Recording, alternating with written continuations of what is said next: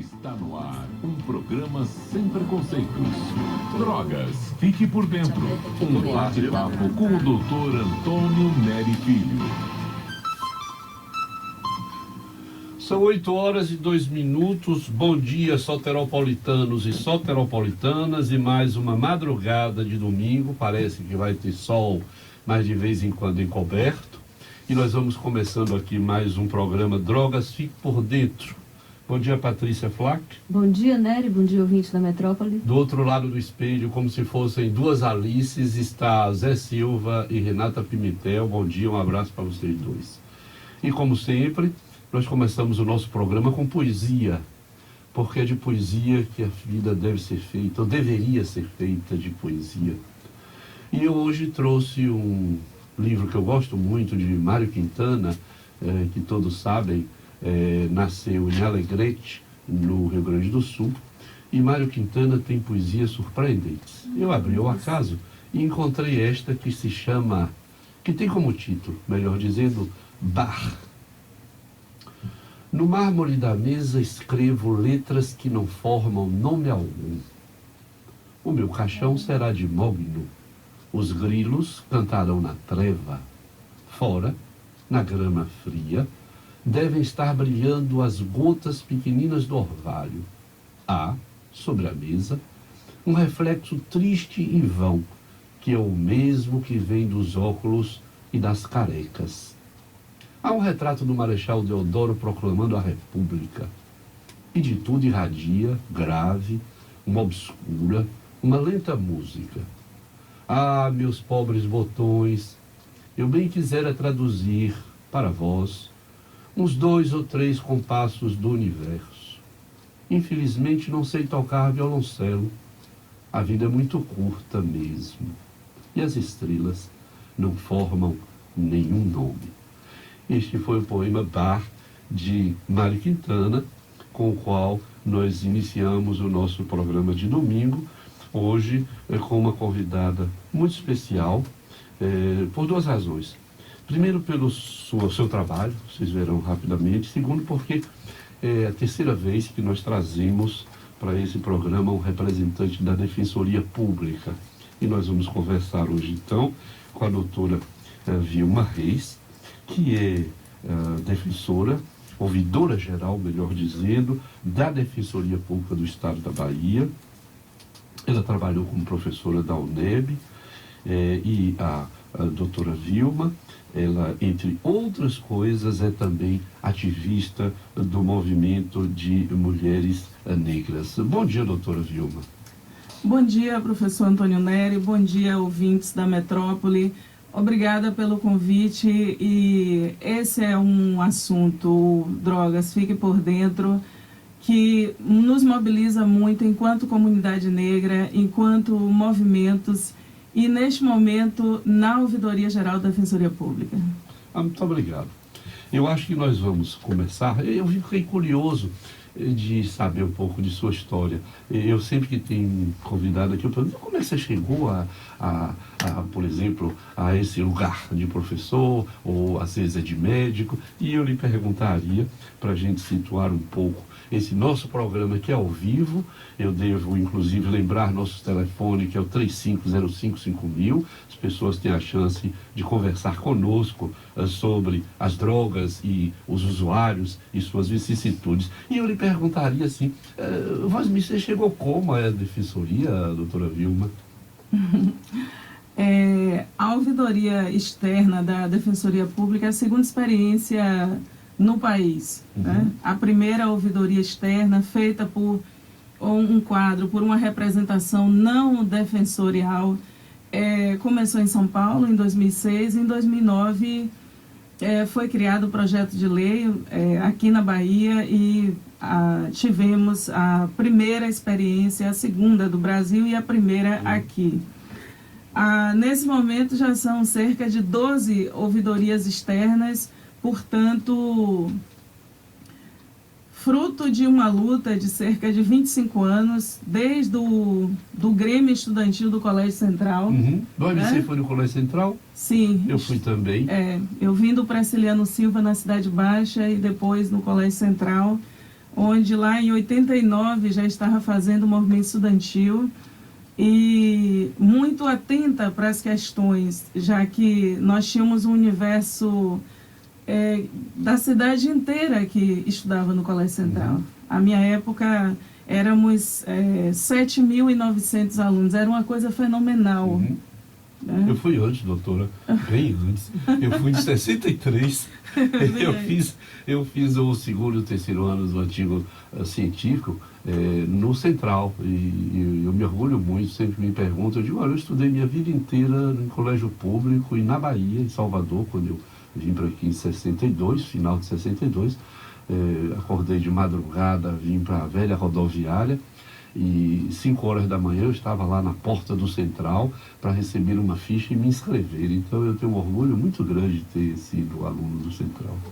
Foi uma experiência fantástica e naquele contexto de ter a cidade inteira frequentando aquela escola, muita coisa aconteceu. Todo o debate em torno do acesso ao passe escolar, que não era um direito em Salvador, todas as grandes lutas da cidade começavam no Central. E hoje a senhora acha que o Central ainda representa o que representou no meu tempo e no seu?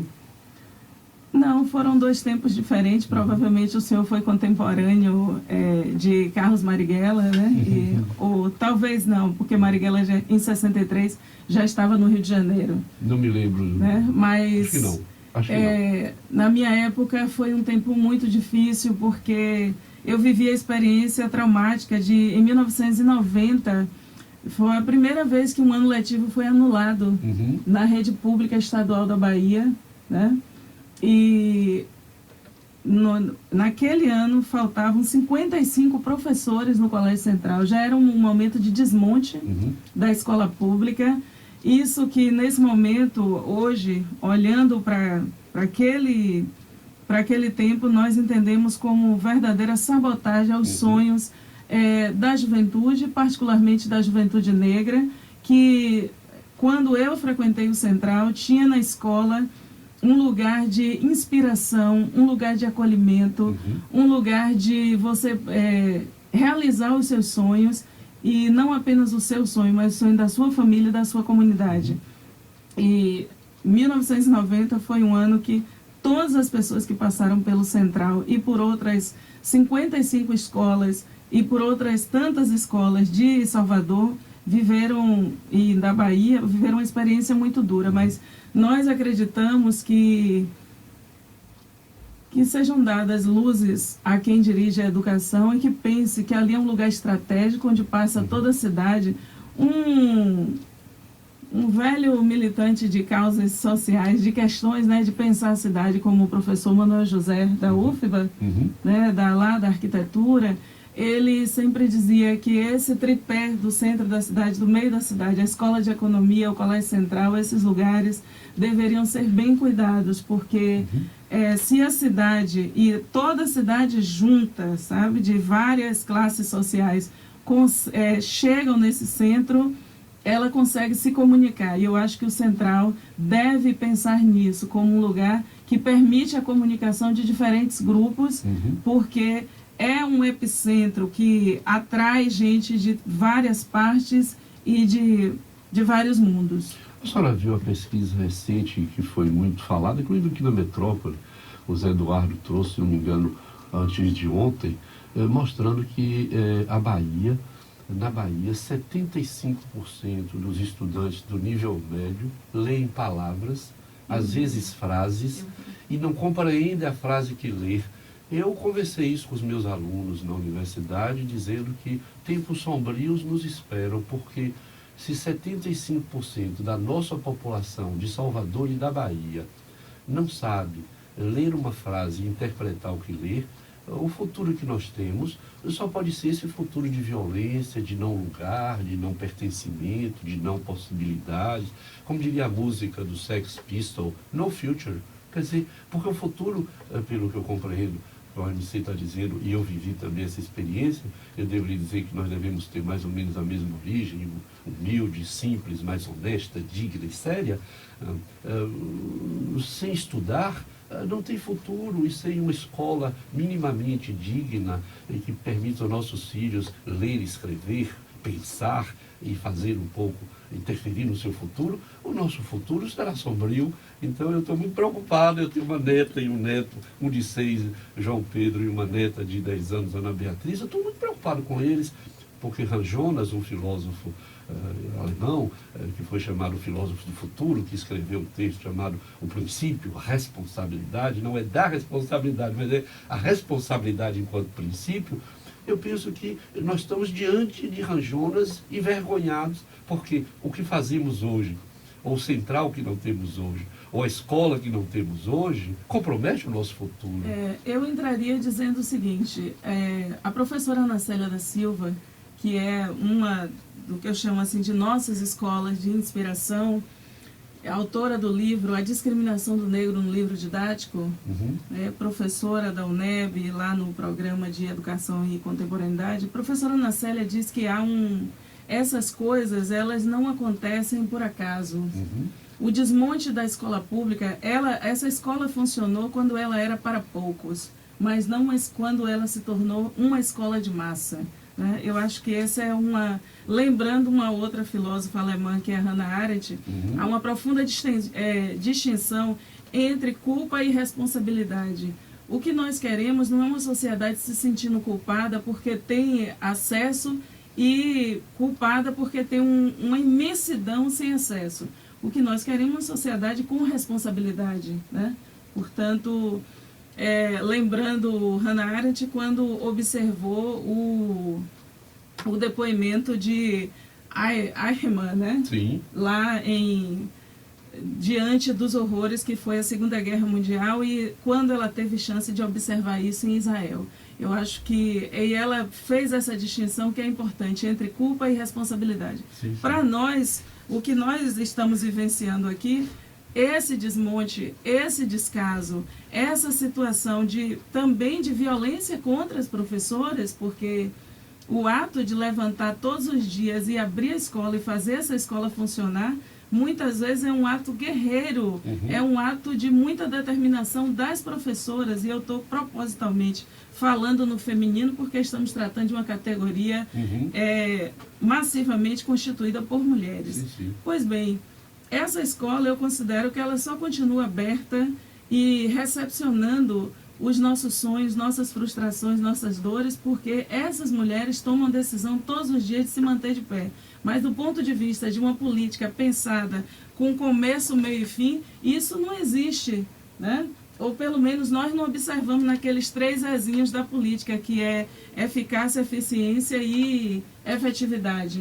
Porque se isso tivesse, nós não teríamos uma escola onde muitas vezes o conflito estabelecido, por exemplo, com o uso das substâncias psicoativas, elas são chamadas para mediar exatamente força policial, ronda escolar, essas coisas, e não um conjunto de pensamentos e forças vivas que tem na escola e que muitas vezes são ignoradas. As professoras que, em geral, pensam um projeto muito mais integral, que mova a escola, como a gente observa na região do Beiru, uma região estigmatizada, uma região deixada, esquecida, que muitas vezes a solução tem sido chamar a polícia, pois, lembrando a música do Edson Gomes, que nós dizemos, quando a polícia chega perto de mim, até parece que sou fera.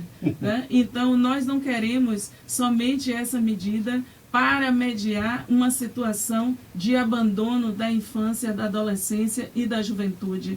A gente está falando de um país que tem cerca de 22 milhões de jovens, onde nós não temos como estratégia fundamental uma política para a juventude e particularmente para a juventude negra. Se tentou aí com o programa Juventude Viva, mas nesse momento a gente vê tudo indo pelos ares, porque se pensa distintivamente, de forma perversa, quem é jovem e quem é os outros jovens. Então, a gente vê numa cidade onde Se a gente dá uma rodada nos finais de semana, o desespero das mães negras de na segunda-feira encontrar os corpos e enterrar, e não existe uma mobilização, e diante do que nós não desejamos, que é o assassinato de uma jovem branca de classe média, se aumentou em 50% as blitz na cidade, se enrijeceu questões, como se as outras vidas, os cerca de 30 corpos que nós enterramos todos ao final de cada segunda-feira, que isso não tivesse nenhum impacto, e nós não aceitamos isso. É como se o sangue negro, num estado de maioria negra, não valesse. Isso é insustentável numa capital como Salvador, com 80% de população negra. E isso aí foi um assinte que as políticas de segurança pública jogou na nossa cara nas últimas 2 semanas nessa cidade.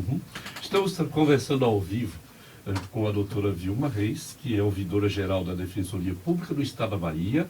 O nosso telefone é o 35055000. Eu acho que Zé já tem alguém na linha. Por favor. Não está aparecendo no nosso computador, de modo que nós vamos, enquanto você vai, ou coloca no ar, ou coloca aqui para nós. Vai ser ouvindo. Isso. Bom dia, coloca ouvinte. no ar, Zé. Bom dia. Bom dia. Qual é seu nome e por que não está aparecendo para a gente aqui? Janes Mari. Bom dia, Jane. Eu sou Hilário Freitas, Nilma. Nós somos colegas, né? Professora. E eu sou aluna do CEAPRO, te conheço de lá. E admiro muito. E parabéns pela sua vitória na defensoria. E eu estou um pouco nervosa, ou emocionada, né? Pela sua fala. Eu sou professora negra. Da escola pública, e eu sou uma das poucas professoras que percebe essa situação do sistema contra a escola pública. Porque, infelizmente, o que a gente ouve dos nossos colegas, a culpa é do aluno. Né? Tudo que acontece, a culpa é do aluno, sempre colocando a culpa do aluno, sem perceber a estratégia do sistema contra o nosso povo.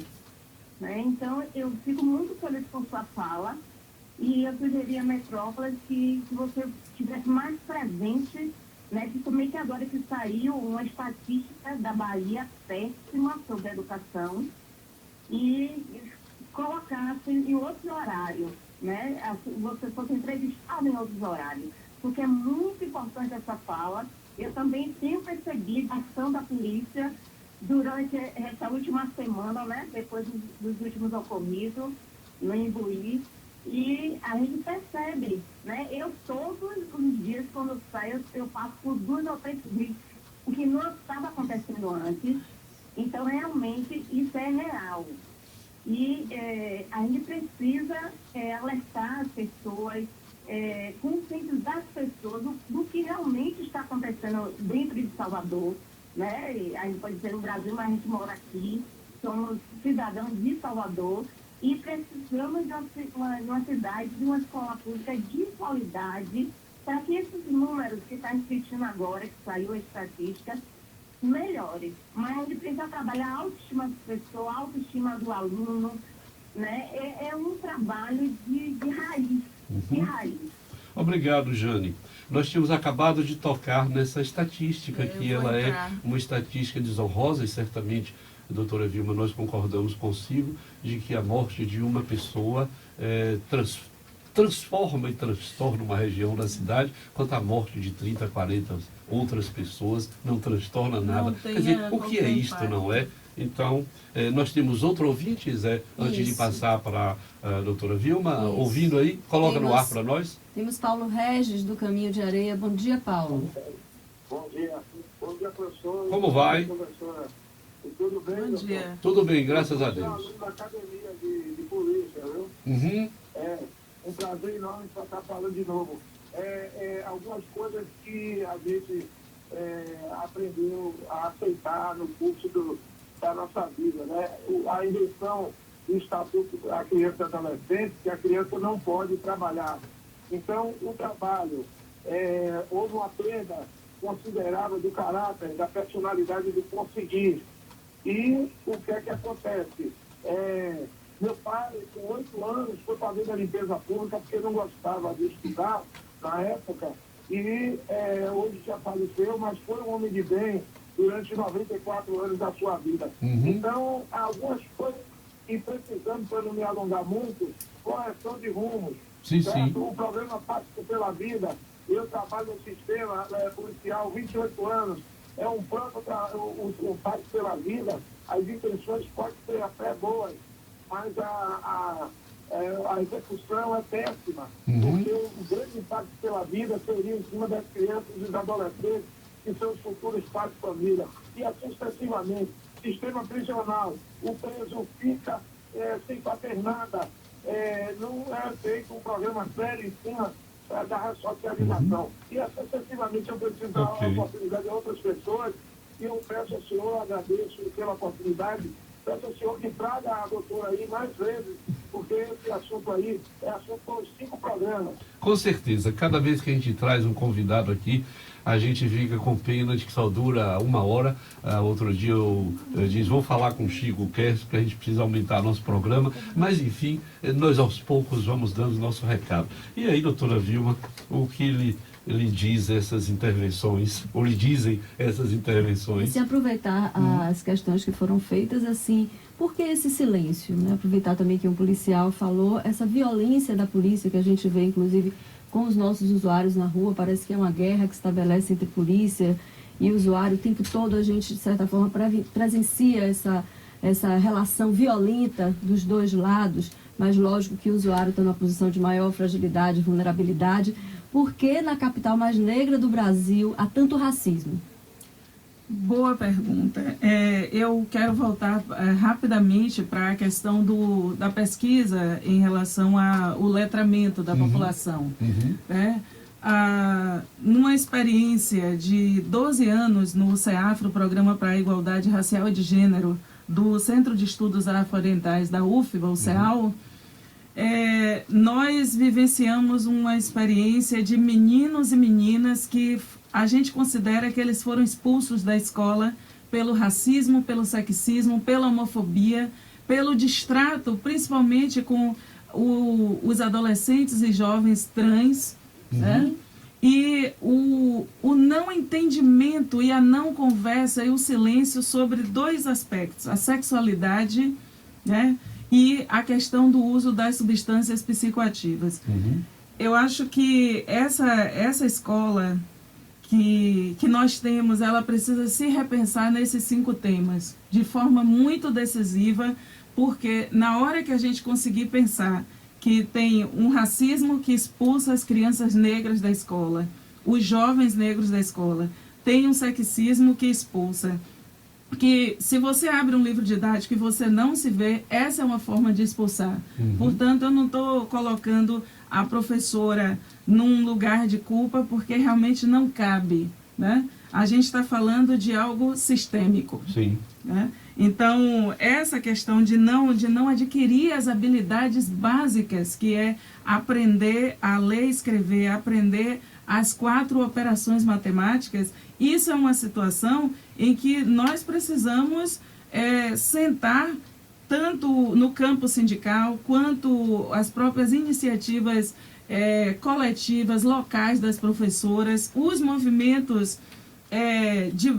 comunitários que estão em torno da escola e os movimentos que não são tão comunitários, mas que podem influenciar com suas opiniões. E você já notou como a droga vem cobrir tudo isso? Aí o nome da senhora Patrícia. Aí Patrícia traz aqui a questão do confronto, né? Porque é assim que é colocado. Há uma situação da chamada guerra às drogas, né? Em verdade, nós entendemos, Patrícia, que essa é uma guerra contra os pobres, contra os negros, contra aqueles que, diante da barbárie que é você ser preso por desacato, eu considero uma barbárie, porque é você não ter chance de se defender e de abrir a boca diante de alguém que está armado. E se você insistir em abrir a boca diante de alguém que está armado, realmente essa guerra se virou contra você. Então, há um desequilíbrio absoluto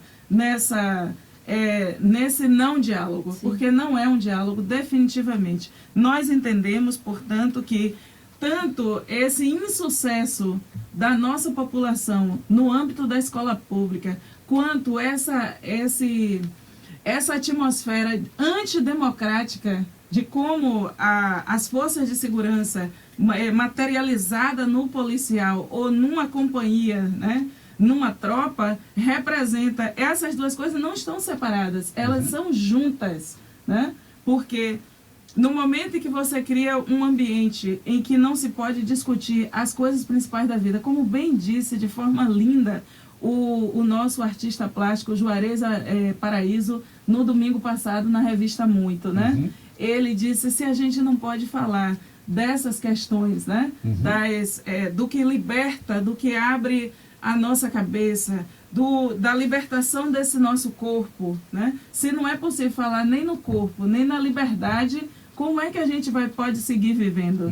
Né? Então a gente está em dois ambientes que não é possível nem falar da sexualidade, nem das nossas identidades, dos nossos pertencimentos. Se você é uma criança ou um jovem de candomblé e você está de resguardo, muitas vezes você chega no ambiente da escola, você é muito mal recepcionado e recepcionada. Há um momento hoje conservador de profunda intolerância religiosa, onde essa onda violenta, proselitista do neopentecostalismo tem uma ação danosa nessa formação da identidade e na questão da liberdade. As meninas sendo oprimidas para não ter não se manifestar enquanto jovem, né? A partir da roupa, o controle social sobre a roupa, sobre a sexualidade, sobre como senta, sobre como fala, né? Isso tudo vai criando um ambiente em que as pessoas... E depois você vem com um discurso fascista de que não, tem que fazer isso porque tem um mundo que está controlado pelas drogas. Ora, está controlado pelas drogas com quem? E que história é essa? Toda a sociedade do mundo sempre teve droga. Tem 3 coisas que estão na vida do mundo: diversidade sexual, interdição em alimentos e uso de substância psicoativa para você perceber outras dimensões da vida. Isso é da humanidade. Sim, sim. Né? Isso para a gente está tão nítido como foi nítido o parentesco para Claude Lévi-Strauss. Mas deixou de ser reconhecido como algo de pertencimento do humano. Mas nós temos outro ouvinte na linha. Antes do intervalo, Neymar, de baixo da Quinta. Alô? Baixo de Quintas. Oi, Neymar. Bom dia. Tudo bem? Tudo bem. Eu acho, professora, eu quero falar da escola pública. Eu acho que um dos grandes crimes da escola pública é esse excesso da pedagogia que está entrando aí, que criam, por exemplo, os alunos não podem ser reprovados, os alunos não podem fazer tarefas, etc. e tal. E aí a gente da Sociedade Brasileira de Matemática está tentando melhorar isso, criando a OBMEP. Criamos a OBMEP. Eu falo que eu sou associada, não foi eu, mas o grande João Lucas Barbosa do Ceará criou o OBMEP. Estamos conseguindo melhorar, não só procurando talento, mas melhorar a situação da escola. Agora, eu acho vergonhoso algumas coisas. Eu também não aceito a intolerância religiosa 2 vias. Eu não tenho religião alguma. Já sofri discriminação religiosa quando eu era da Igreja Batista e agora não aceito essa coisa. A pessoa pode ser neopentecostal, o direito dele.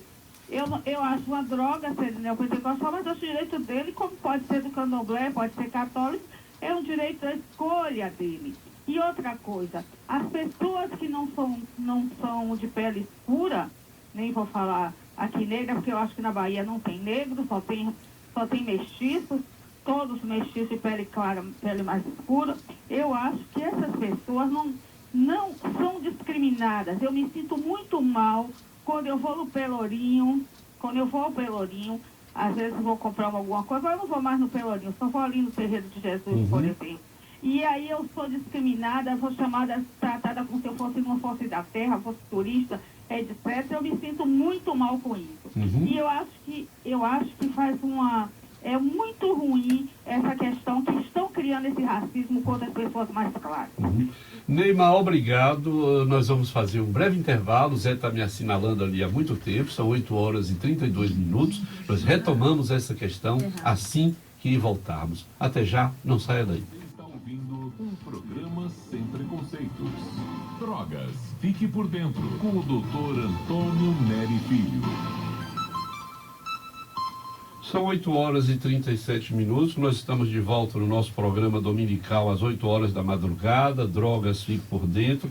Hoje nós estamos conversando ao vivo com a doutora Vilma Reis, que é de ouvidora-geral da Defensoria Pública do Estado da Bahia. Este programa é um programa da Rádio Metrópole, não tem patrocínio de qualquer outra natureza, senão da própria rádio, e o apoio do Centro de Estudos e Terapia do Abuso de Drogas, o CETAD, da Universidade Federal da Bahia. Mas, doutora Vilma, nós ouvimos aí 2 depoimentos, no intervalo nós falávamos aqui sobre essas coisas que nos chegam permanentemente e que nós não conseguimos, às vezes o sentimento que eu tenho é que a gente não consegue se descolar de certas questões que nos imobilizam. O que você acha? São os mitos de fundação dessa sociedade, né? Primeiro, a crença numa convivência pacífica entre as 3 raças, né? O indígena, os povos indígenas, a representação europeia e os africanos, os descendentes de africanos, aqueles que foram sequestrados do continente africano. Definitivamente não, discordo. O importante num debatedor, lembrando do fundador do CEA, o professor Agostinho da Silva, é que uma pessoa que concorda com todo mundo, ela não presta, né? Porque uma pessoa que concorda com todo mundo, ela disse sim a coisas que ela acreditava e sim para coisas que elas não acreditavam. E eu não acredito nessa convivência pacífica, considero que a sociedade brasileira é uma sociedade densamente em conflito. E existe sim a distinção entre pessoas negras, pessoas brancas, pessoas indígenas, pessoas que vêm de outros matizes e pertencimentos raciais e identitários. É importante a gente dizer isso porque eu considero que a polícia, o mercado de trabalho e a produção do conteúdo de comunicação, principalmente da televisão brasileira, sabe exatamente que tem negros e que tem brancos. Então vamos parar com isso, porque aí o debate não vai ficar numa esfera bacana, né? O importante no debate é a gente poder colocar os nossos pontos de vista das coisas que a gente está vendo. Então, eu aproveito para discordar aí da nossa companheira, a última, a senhora Nelma, que falou, agradecendo, porque a divergência é algo bom, que constrói um outro caminho. Sim, então é preciso também admitir, em primeiro lugar, que temos esses conflitos raciais para lidar com eles. Poderíamos entrar um pouco na discussão das cotas, doutora Vilma, que um dia desse eu tive uma discussão pela internet, assim, nas redes sociais, e acho que as pessoas ainda não entendem essa proposta, que está pautado a proposta das cotas. Patrícia, eu gosto muito dessa discussão, porque o Brasil, lembra o professor Hélio Santos, no seu livro A Busca de um Caminho para o Brasil, o economista, nosso grande militante do movimento negro, ele nos lembra que o Brasil fez políticas de ações afirmativas para pessoas brancas, principalmente os imigrantes, desde 1818, e isso é o que mostra a fundação de Nova Friburgo, no Rio de Janeiro. O Brasil fez, ao longo dos anos, políticas de ações afirmativas para acolher os imigrantes, que a gente acha que era uma política que deveria ser feita, mas também que o fizesse para a transição, para sair da escravização. Foram 355 anos que não foram reparados. A Bahia tem uma experiência particular de ações afirmativas para o que a gente conhece hoje como a nova elite econômica da Bahia. Em 1962, nesse estado, através do chamado Banco da Bahia, que depois você vira uma agência de fomento e tudo, o que hoje a gente conhece como Desembahia, em 1962, se incentivou diversos quadros que eram meninos à época a irem com bolsa para os Estados Unidos, para a Europa, para estudar, para adquirir as habilidades do que seria da nova classe dirigente, e eles voltaram, hoje são grandes empresários, donos de universidades nesse estado, todos, e lá nos Estados Unidos, as pessoas que saíram daqui, todas foram recepcionadas como cotistas dentro de políticas de ações afirmativas. Isso está contado na tese do professor Mário Teodoro, que é um grande quadro do IPEA, né? E é importante a gente dizer essas coisas, porque eu resolvi exatamente falar ao contrário, né? Que é para essas pessoas pararem com esse desmonte de uma política mínima que tem somente 10 anos, né? Para a gente reparar uma vala de desigualdade que durou 355 anos. Imagine, o Brasil oficialmente, Patrícia, tem 515 anos. O fenômeno histórico mais longevo da sociedade é a escravização de pessoas negras, né? Foi ontem, há 130 anos, que a gente saiu dessa situação. Pois bem, e o Brasil tem uma experiência de fazer políticas de ações afirmativas para pessoas brancas, principalmente os imigrantes, que dura quase que a metade disso. E esse país está, lamentavelmente, incomodado em fazer políticas reparatórias para os negros numa situação que é uma experiência somente de 15 e 10 anos. A UFBA, por exemplo, a gente batalhou enquanto CEAFRO, né, e com o Instituto Steve Biko, com diversos outros segmentos, para que a gente revertesse uma situação vergonhosa que a gente chegava em determinados chamados cursos imperiais, né? O direito, a medicina, odonto, as engenharias na UFBA, e parecia, eu, por exemplo, que já morei em outros contextos no mundo, as minhas salas de aula que eu frequentei em outros lugares do mundo não eram menos diversas do que as salas que eu confrontei na UFBA. Então era necessário sim fazer medidas reparatórias, porque não é possível que a convivência dessa sociedade em conflito racial permanente, né? Eu considero que a fala do Sérgio Buarque de Holanda, quando ele fala em cordialidade, ele está realmente fazendo um deboche, né? Porque não existe um homem cordial. Florestan Fernandes desmontou essa situação e, ao longo dos últimos 40 anos, Lélia Gonzalez, Luísa Bairros, Abdias do Nascimento, eles desmontaram a ideia de um mito de democracia racial nesse país. Não há democracia racial. Se houvesse, a gente não teria assistido o que assistiu nesse estado com o que ocorreu no Costa Azul, que a morte dos negros não se precisava fazer nenhuma mobilização. Concordo com o rapaz, o representante, o policial que falou aqui, tem que se rever os programas sim, né? Como o Pacto pela Vida, que precisa ter participação real da sociedade. Não é possível Estado ficar conversando com o Estado e não ouvir os polos divergentes sobre o que o Estado está conduzindo para as nossas vidas, né? Então, a experiência nossa de fazer uma ouvidoria externa dentro da Defensoria Pública, de não ser alguém da carreira,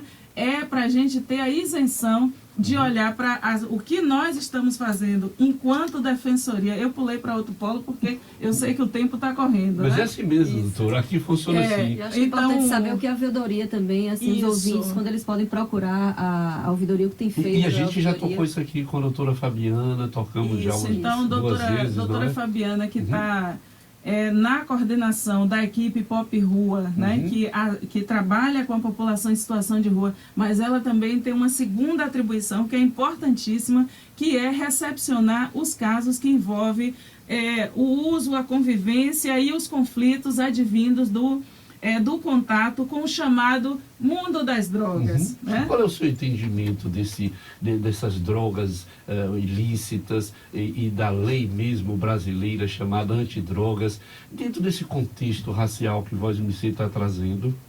Olha, eu considero, e não estou sozinha nesse debate, o senhor viu lá no dia 29 de agosto, como a sociedade baiana se mobilizou para aquele debate. A Defensoria nunca tinha vivenciado uma experiência daquela. A Defensoria estava repleta de pessoas para discutir. Eu nunca vi tanta gente na Defensoria. Interessada num tema, porque toca toda a sociedade. Porque... Eu vou dizer o tema, que os ouvintes não sabem o que vocês estão falando. A gente estava discutindo guerra às drogas como um aspecto de guerra aos negros e guerra aos pobres. Isso. Né? E eu acho... Obrigada, Patrícia. Eu acho importante, né, que quando a gente está fazendo esse debate, primeiro que o que está se provocando na sociedade então, é lícito você beber até cair e depois pegar seu automóvel e ir-se embora né? É lícito, então quer dizer, é lícito, a sociedade foi orientada, né, a aceitar. Você pode fumar até, né, tudo bem. Aí você divide, porque aqui é um jogo, né? Você diz o que é lícito e quem tem poder para dizer o que é lícito e o que é ilícito, né? Então, né, a sociedade uruguaia, por exemplo, entendeu que precisava tirar tudo de um campo, de um jogo moral, né, e ir fazer um debate real com a sociedade. E dizer, não, maconha não é ilícito nessa sociedade. A gente vai arbitrar esse jogo, né? Que é o Estado se meter para arbitrar e conter danos. Isso é uma coisa... Aí é um debate, não é um debate covarde, é um debate sincero, né? E você sabe que foi o Pepe Mujica, presidente do Uruguai, ex-presidente do Uruguai, que empenhou o seu prestígio político, porque ele compreendeu, enquanto militante, homem que foi preso, homem que foi maltratado, o sujeito de uma inteligência operacional, eu acho assim, das mais brilhantes. Patrícia e eu temos tido uma aproximação com o governo do Uruguai, num trabalho que nós temos feito, com uma negra que se chama Andréa Leite, que tem trabalhado na SINAD e trabalhou aqui conosco. Ela foi quem reimplantou comigo o consultório de rua em Salvador. Nós estivemos lá, ele trabalhando, o Pepe Mujica, no 8º andar, e nós trabalhando no 7º andar, sem nenhum policial, sem ninguém para nos impedir de subir. E ele compreendeu o seguinte: vamos acabar com essa história de um grupo pequeno de pessoas ganhar dinheiro com a droga. Muito dinheiro. E vamos plantar no lugar certo, vamos colher na hora certa, vamos vender uma droga controlada. Não é qualquer um que compra maconha, não é? Porque no Uruguai você não pode chegar e dizer, eu quero aí 2 gramas de maconha. A primeira pergunta é, o senhor mora no Uruguai? Não, então você não pode comprar. Não pode. Se morar no Uruguai, você tem que dizer quanto você já comprou e o que direito você tem de comprar. Quer dizer, o Estado regulou o que era absurdamente desregulado. E o Brasil não reconhece isso. E o Brasil, que tem um papel de liderança na América Latina, as coisas que o Brasil toca, em seguida, no conjunto dos 36 países que compõem esse quadro entre Caribe, América Central e América do Sul, em geral, o Brasil é seguido nos fóruns internacionais pelas posturas que toma. E nesse campo das drogas, das substâncias psicoativas, que é por onde a gente prefere falar, né? Mas a gente está fazendo um debate que é melhor a gente usar a palavra que todo mundo usa, né? Portanto, o Brasil está tendo uma postura vergonhosa, uma postura covarde, uma postura de sabotagem da sociedade, né? E nesse jogo, os sujeitos políticos que mais são sabotados são a juventude negra.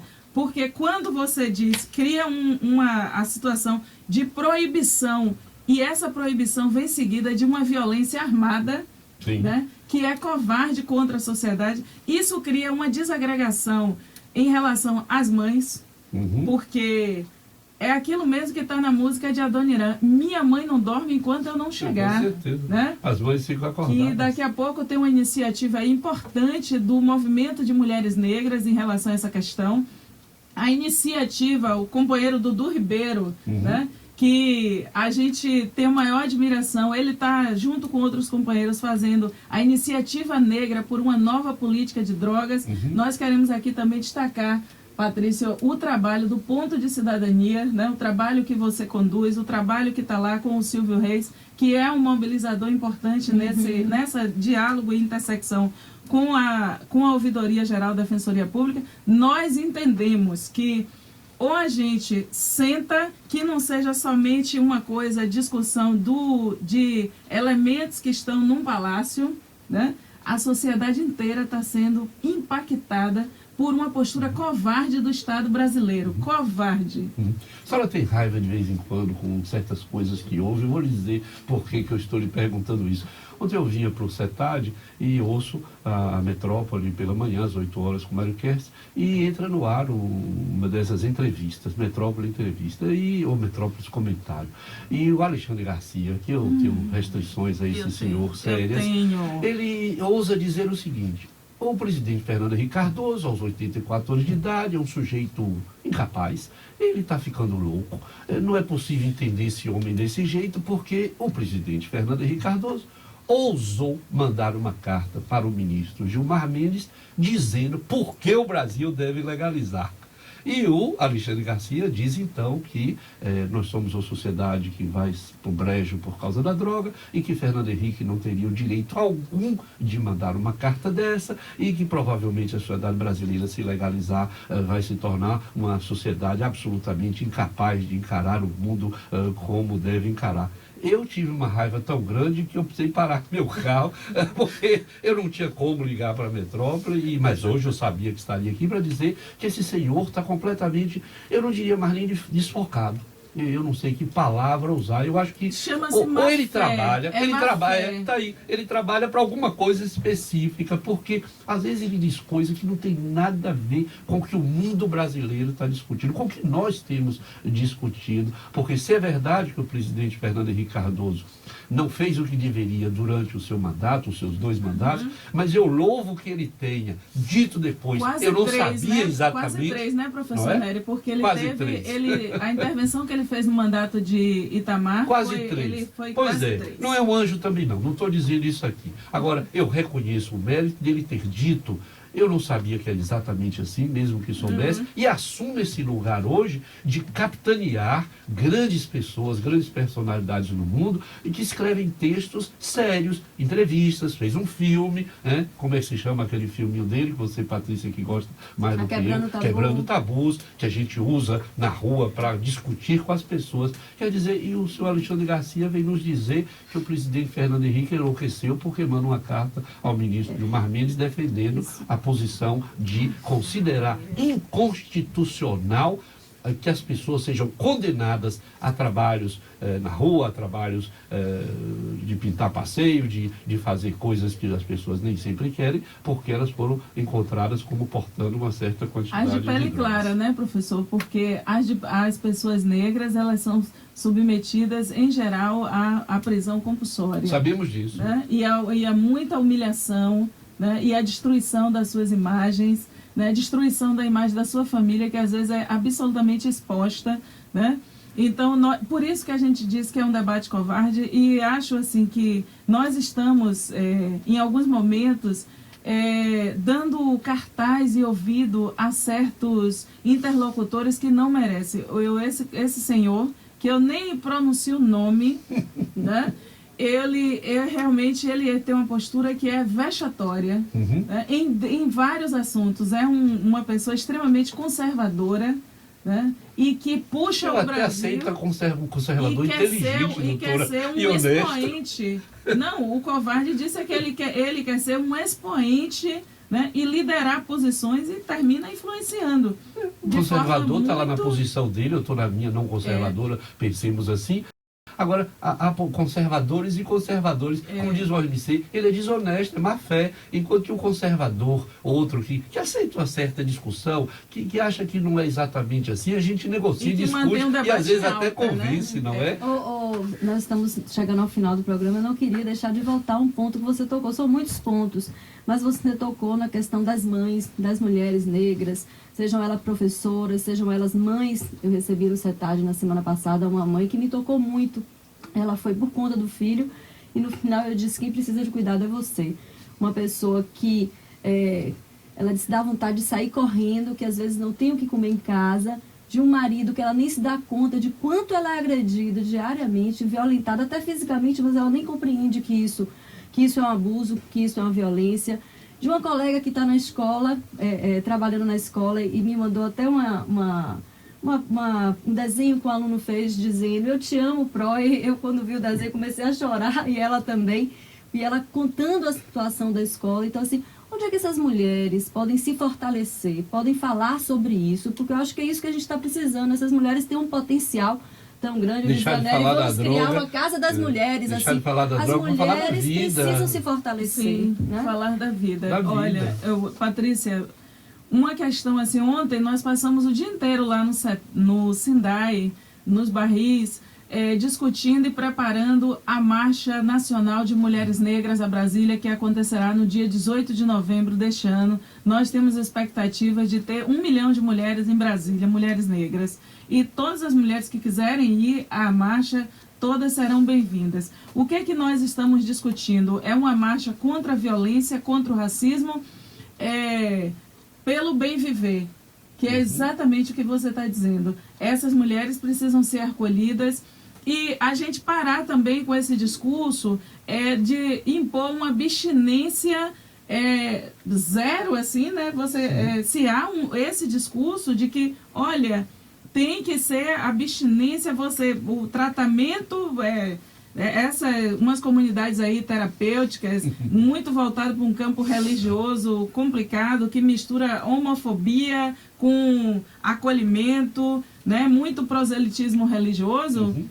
Tem uma coisa que é fundamental: não acolhe a dor das mães, né? Não escuta de forma qualificada as mães. O que o movimento de mulheres negras está propondo, o que o ODARA, o Instituto da Mulher Negra, está propondo nós precisamos, junto com o Unicef, junto com a SESI, que tem enfrentado esse debate também, criar espaços onde nós possamos, a Associação de Mulheres lá de Nordeste de Amaralina, a companheira Tânia Palma e tantos outros, Maria Helena, o que nós estamos propondo é ter um espaço que seja humanizado, que essa mulher, ao chegar, olhe no mural e veja uma foto de uma outra mulher que se parece com ela, né? E que ela possa falar de suas questões, não assim com vergonha e sair de lá achando que ela foi culpada do filho está usando droga. E está usando droga. Primeiro que usar droga não deve ser tratado como no campo da culpa, né? As pessoas usam uma substância psicoativa, como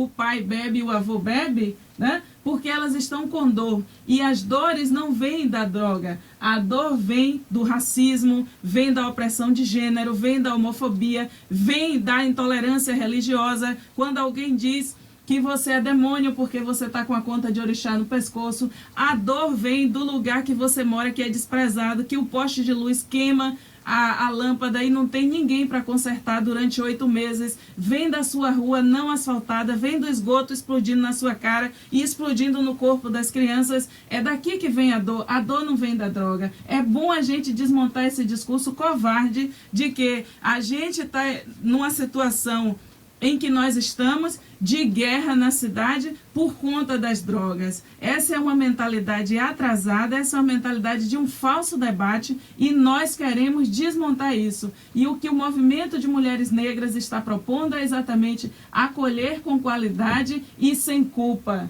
né? Essa mulher tem que tirar esse peso que está nas costas dela. Doutora Vilma, eu às vezes fico emocionadíssimo aqui nesse programa e aí todo mundo vê que eu falo menos. Fico até assim achando que devia sair da sala e ficar escutando do outro lado para não tomar o tempo do companheiro, do colega, do amigo, da pessoa que vem nos falar. E eu quero lhe dizer da minha emoção de me ouvir. Vosmecê é uma pessoa de uma força que transmite uma força e uma energia absolutamente impressionantes. Nós, lamentavelmente, só temos 1 hora de programa. Eu queria lhe agradecer.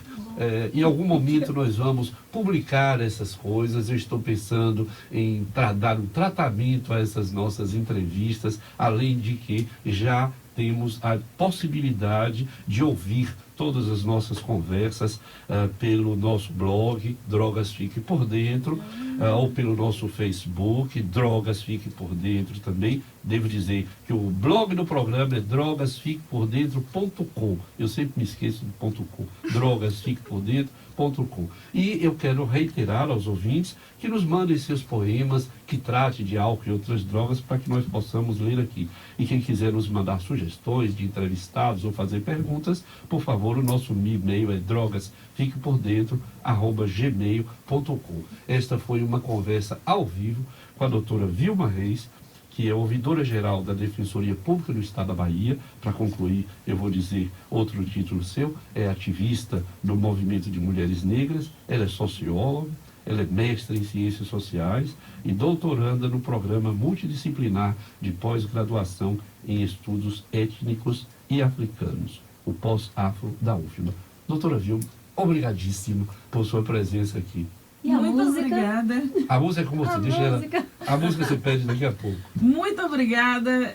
Foi emocionante fazer. Eu fiquei assim, meu Deus, como é que vai ser? Eles são feras no tema, como é que eu vou para lá? Mas a vida da gente de tantos anos na batalha nos trouxe até aqui. Muito obrigada. Sobretudo, doutora, que não nos interessa aqui discutir a partir do nosso conhecimento científico, mas da troca com o outro que sabe tanto quanto nós a partir da sua posição. E Voz Missê tem um conhecimento que é absolutamente imbatível. Portanto, nossa troca, eu acho que foi muito prazerosa e muito satisfatória. E eu só posso dizer obrigada e perguntar qual é a música. Porque nós acabamos sempre com uma música. Ok, eu acho que a música é a música do Marcelo Iuca, cantada por Elza Soares, A Carne Mais Barata. Então nós vamos ouvir. Até a próxima. Mais barata do mercado é a carne negra.